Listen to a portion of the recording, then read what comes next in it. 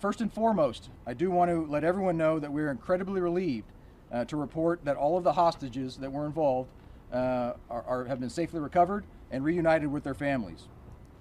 The suspect advised he had explosives attached to his person, which our personnel could see as well. He also told law enforcement that additional explosives had been attached to some of the hostages, which we confirmed based on our own observations. He was a 41-year-old white male who served in the U.S. Army from 2006 to 2007. At approximately 4:30 a.m. this morning, that's when the hostage rescue team neutralized this subject. For American cattle ranchers, this is the kind of news that immediately raises red flags. A parasitic fly known as the New World screwworm, particularly called the flesh-eating parasite, has been detected in the state of Texas. According to the U.S. Department of Agriculture, the case was found in a calf in the town of La Prairie. The United States Department of Agriculture says that so far this is the only confirmed infestation in the country. And this is the first case in Texas since the year 1966, making it an extremely rare and deeply concerning detection. But even one case is enough to threaten the entire livestock industry and disrupt the food production. Texas, in particular, is at the center of concern. It is one of the largest cattle-producing states in the U.S. Officials say that the screwworm has been steadily moving north through Mexico over the past year. Experts have long warned that it was only a matter of time before it crossed into the U.S., and now it has. One of the most troubling aspects of the screwworm is how easily it spreads. It typically moves through the transport of infested animals, which means even a single infected case can potentially seed outbreaks in new regions if not quickly contained. The timing is especially troubling. U.S. cattle herd is already at its lowest in 75 years. That shortage has tightened beef supply, pushed production down, and contributed to record high prices for consumers. Now, any additional threat to herd health could make those pressures even worse. Mosquitoes are a menace. They are, in fact, humanity's deadliest enemy. And according to WHO, they cause an estimated 700,000 deaths every year across the world. And now a Google-linked project wants to release, believe it or not, about 32 million mosquitoes in the United States in an effort to curb their numbers and to help stop the spread of disease that travels through mosquitoes. Our next story explains the science behind it and also the outrage it is causing. They kill more humans than sharks, snakes, lions, and crocodiles combined. Every year, mosquitoes spread deadly diseases to millions across the world. They are among the smallest creatures on Earth, yet they are responsible for more human deaths than any other animal. For decades, governments have spent billions trying to control them. Sprays, traps, and pesticides have all been used, but the battle has never truly been won. Now, scientists want to try something very different. A company called Verily, owned by Google's parent company Alphabet, is seeking approval from U.S. Environmental Protection Agency to release up to 32 million specially bred mosquitoes across parts of California and Florida over the next 2 years. The proposal has ignited a fierce debate. At the center of the plan are male mosquitoes infected with a naturally occurring bacterium known as Wolbachia. The males do not bite people, but when they mate with wild female mosquitoes, the eggs fail to develop properly. Over time, mosquito populations can shrink dramatically. Mosquito é método natural. It's a natural, self-sustaining method because once we implement it, we don't need to come back to it. And it's safe because Wolbachia doesn't spread to humans. It won't cause illness in humans. and won't cause any problems for the environment or for other animals. The idea may sound like science fiction, but it has already been tested. The Google-backed firm had already released 1 million sterile mosquitoes in California in 2017. Another trial conducted by a British company, Oxitec, was deemed a success in 2022. Supporters say the method could become a powerful weapon against mosquito-borne illnesses, but critics remain unconvinced. The proposal has triggered concern among some environmental groups. Tennessee Republican Representative Tim Burchett is questioning the move, warning against interfering with nature. For supporters, the project represents a breakthrough in the fight against one of humanity's deadliest enemies. For critics, it is a giant experiment unfolding in the real world, and as the debate intensifies, millions of mosquitoes have become the center of a battle over science, safety, and public trust. Bureau Report, WION, World is One. These piles of trash in almost every corner of Havana is just yet another issue Cubans have had to endure since early this year when the United States imposed an oil blockade on the island. Without fuel, trucks cannot make collections regularly, and people and vehicles have to maneuver around mountains of garbage. Waste disposal has always been a problem in Cuba that does not have a recycling policy. But recent hardships drove people to rummage through the garbage, looking for cans or other recyclables to make a few pesos. Some communities have also organized to do the same, but it's not a solution to the problem. It is a serious sanitary and health issue that Cubans are having to face on top of long hours without electricity, no water, no transportation, and none of the essentials for a normal life. At a time of rising geopolitical tensions, the United States is considering sending nuclear forces near the Russian border. According to a report by the Financial Times, the Trump administration is in talks to deploy additional nuclear-capable bombers in Europe. Poland and the Baltic states are being considered as bases for deployment of NATO nuclear bombers. This next story takes a look at how this move could spark renewed tensions with Moscow.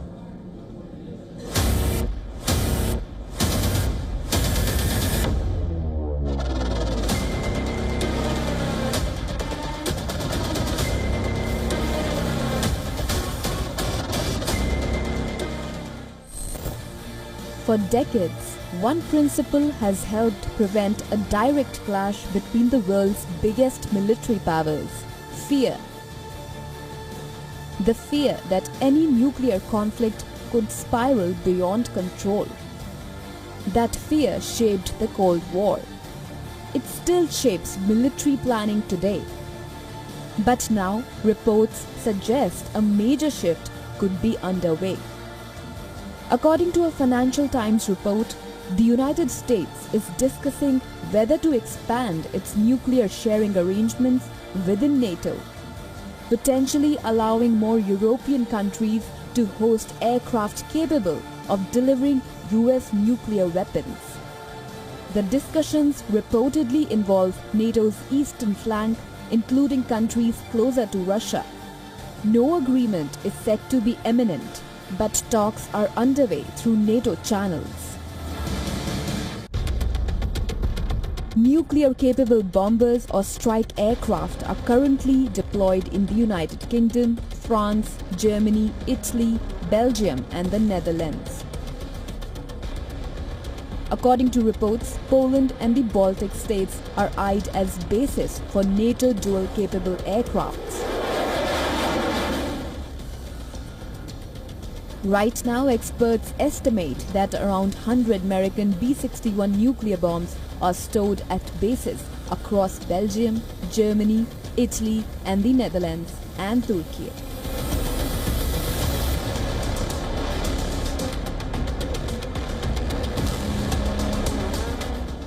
The move comes as the Trump administration pushes European allies to shoulder a greater share of conventional defense responsibilities while maintaining the American nuclear umbrella.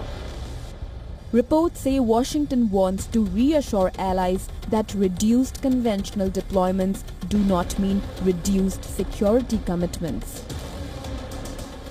Moscow has repeatedly portrayed NATO's military buildup near its borders as a threat.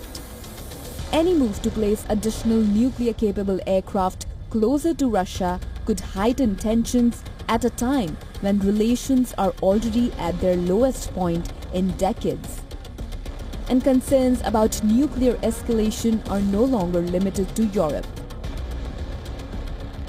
Chinese People's Liberation Army General Meng warns that nuclear risk is increasing globally. The warning comes as wars in Ukraine and West Asia continue to reshape global security calculations. For now, these remain discussions, not decisions. International arms control disarmament and the non-proliferation regimes have been severely eroded. A series of nuclear arms control guardrails have collapsed. The two countries with the largest nuclear arsenals have entered the vacuum with no treaties, no verification, and no dialogue. Diplomats say dialogue must continue despite differences. Military planners stress safeguards and clear communications. Analysts point to arms control gaps and fractured crisis channels as the real and present danger. Bureau Report, Beyond World is One.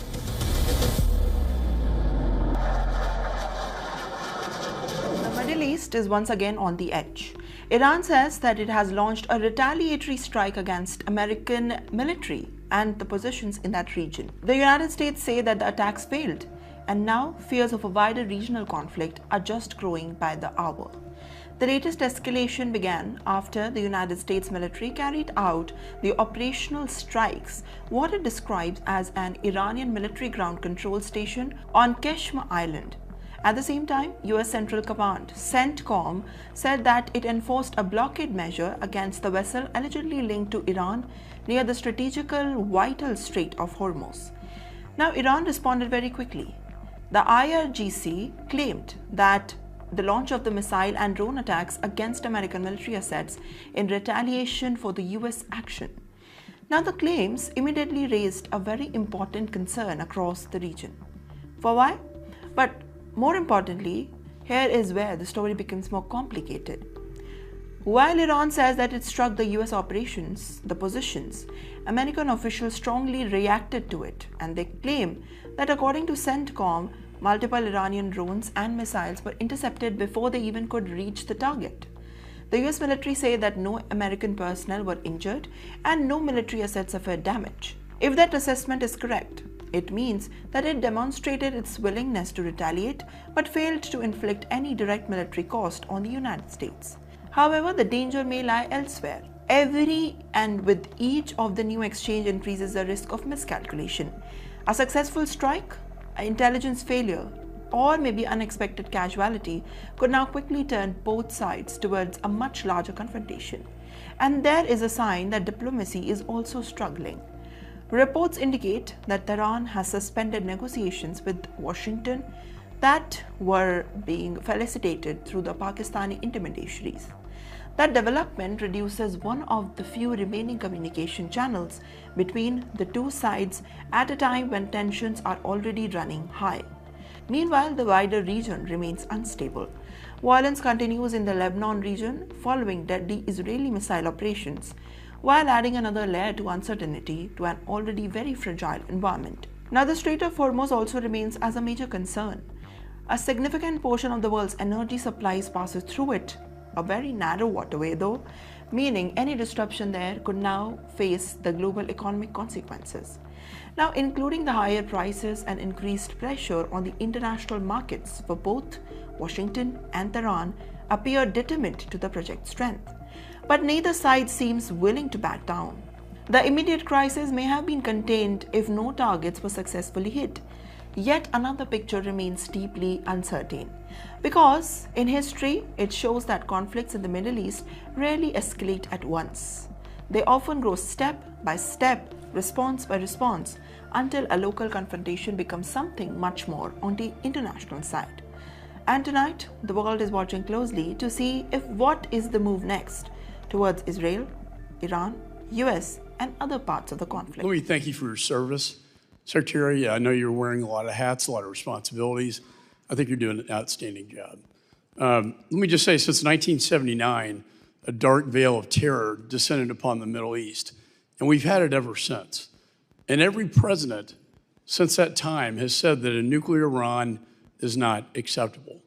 And every Congress has said that. In fact, last Congress, when I was chairman of this committee, I passed a resolution that said that a nuclear Iran was unacceptable and that the U.S. must use any means necessary to prevent them from obtaining a nuclear weapon. The vast majority of Democrats voted for this. Almost all Republicans. It passed the House floor, a resolution stating that that is not acceptable. We've had a lot of talk in these Congresses and prior administrations, a lot of talk, but we haven't had a whole lot of action. Your administration, you, sir, and the president have taken action on this very dire, dangerous situation we find ourselves in with Iran obtaining a nuclear weapon. I also want to applaud you for your efforts in this Western Hemisphere. A free Venezuela, a free people, possibly one day a free Cuba. When people don't realize Iran is in this hemisphere, and Russia is in this hemisphere, and China is in this hemisphere, this is all kind of tied together in a coherent foreign policy strategy that I see. So I want to give you the time, sir, to respond to that because, again, all talk and no action. But you, sir, have put this into action. Thank you. Well, let me just, before I address that, the ranking member made accusations against the president, which I've never heard before, but number one, are completely false. Not once. Just to be clear, not a single time, not even for a millisecond, has the president ever discussed his personal economics in relations to war or any public policy that he's made for that matter. And I've been in every one of his foreign policy meetings for the most part. As to your point, what we need to understand is exactly what you just said. It's not just that we say they can't have a nuclear weapon. Everyone says they can't have a nuclear weapon. The Chinese say they can't have a nuclear weapon. The Russians agree they couldn't have a nuclear weapon. But at a point, you have to do something about it. What Iran was trying to do was build a conventional shield of drones and missiles and a navy and capabilities. At some point, they would say to the world, now we're going to get a nuclear weapon, and you can't do anything about it because we have so many weapons and so many drones and so many naval vessels that the price we will inflict on you for trying to do something about it makes us untouchable, makes us immune. And the president was not going to allow them to build a conventional shield behind which they can develop their nuclear program. Today, the Iranian Navy sits at the bottom of the sea. They do not have a Navy. It no longer exists. They have no Air Force either. Their missile launchers have been significantly degraded. Their defense industrial base has suffered upwards of 80 to 90% of attrition. It will take years for them to rebuild it. Those are facts. That is the reality. That was the purpose of Epic Fury. It achieved its purpose in degrading that conventional shield. And it has brought them to the negotiation table that hopefully will lead to the point where Iran will give up its enrichment ambitions, will turn over the highly enriched uranium, will stop sponsoring terrorism around the world. You know, and I think the goal should be the fulfillment of the Abraham Accords. We know why October 7th happened, because Israel and Saudi were getting very, very close, and in Iran's perspective, dangerously close to a normalization agreement. And what did Iran do? They lit up their proxies. They lit up their proxies to stop that from happening. I do foresee a free Iran. I do foresee a free Venezuela and a free Cuba. But you have to start somewhere. And I think we're taking the steps so that future generations will thank us for these actions. Look, and on the point of, we would love to see a change in Iran and that they be governed by people, but that was not the goal of our mission. The goal of our mission was to take away their ability to threaten the region with an overwhelming number of missiles and drones that would basically make them immune to any sort of external pressure. And then they could break out to a nuclear weapon.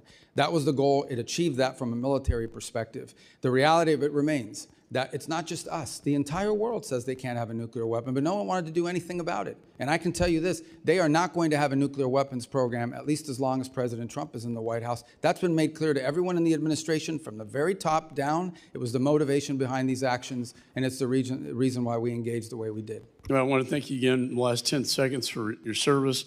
I would hope we could unify as a nation behind this.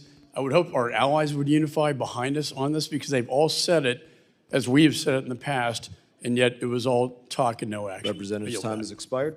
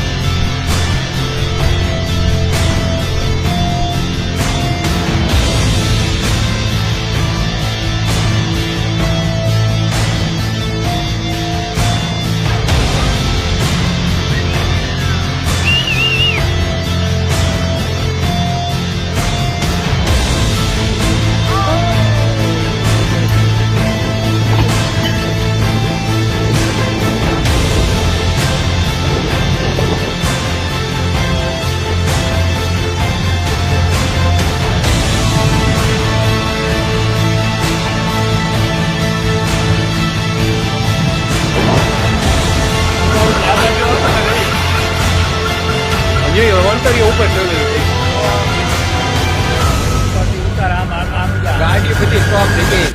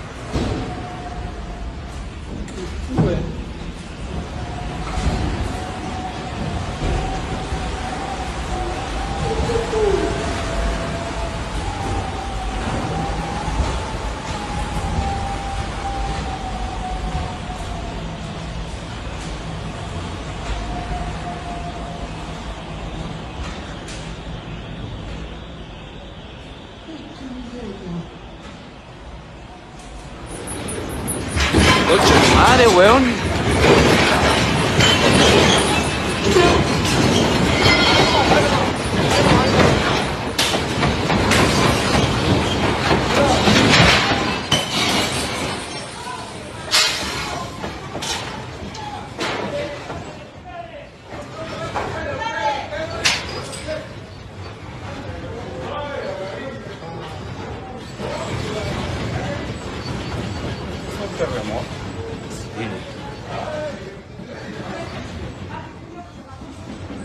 Conche tu madre, weón. Conche tu madre, la media cagada, weón, ¿no? Todavía está temblando. Hoy la media weá, weón. Terrible fuerte, weón.